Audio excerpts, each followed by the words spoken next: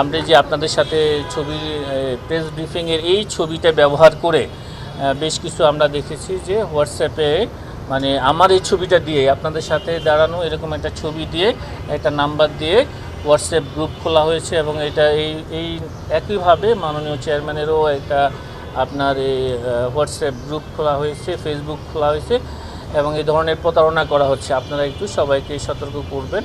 আপনাদের নজরে যদি এরকম কিছু আসে তাহলে যেন সেগুলি নিকটস্থ থানায় এবং আমাদের জেলা অফিসে আমাদের যে গোয়েন্দা ইউনিট আছে সেইখানে যেন এই প্রতারক চক্রের বিরুদ্ধে যেন আপনারা আমাদেরকে তথ্য দিয়ে সহায়তা করেন।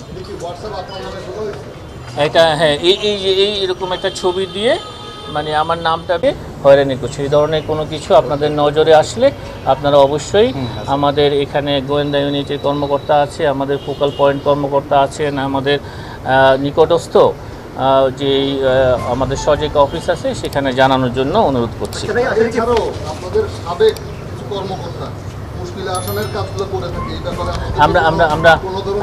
আমরা সবার কথাই বলেছি, ঠিক আছে।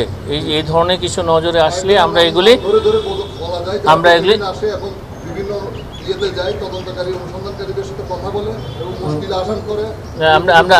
এইগুলি আর কি সব বিষয়ে আমরা বলেছি। এই প্রতারক চক্রটাকে আমরা সেটা যারাই থাকুক এইগুলি পুলিশকে আমরা এগুলি দিয়েছি মানে আইডেন্টিফাই করার জন্য। ওই নাম্বারগুলো ট্র্যাকিং হচ্ছে এবং দুজনের অবস্থান আমরা লোকেট করছি।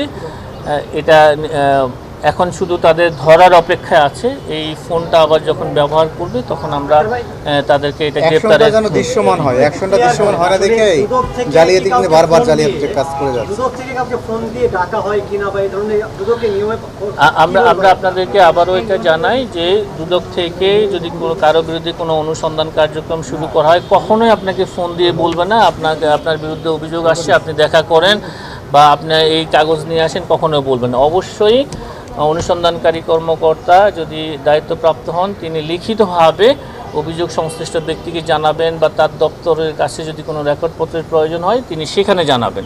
কখনো আপনাকে ফোন করে এটা জানানো কোনো অবস্থাতেই সম্ভব নয়। এটা বিধি বহির্ভূত হবে। এই ধরনের কোনো কিছু নজর আসলে সেটাও আমাদেরকে জানাবেন।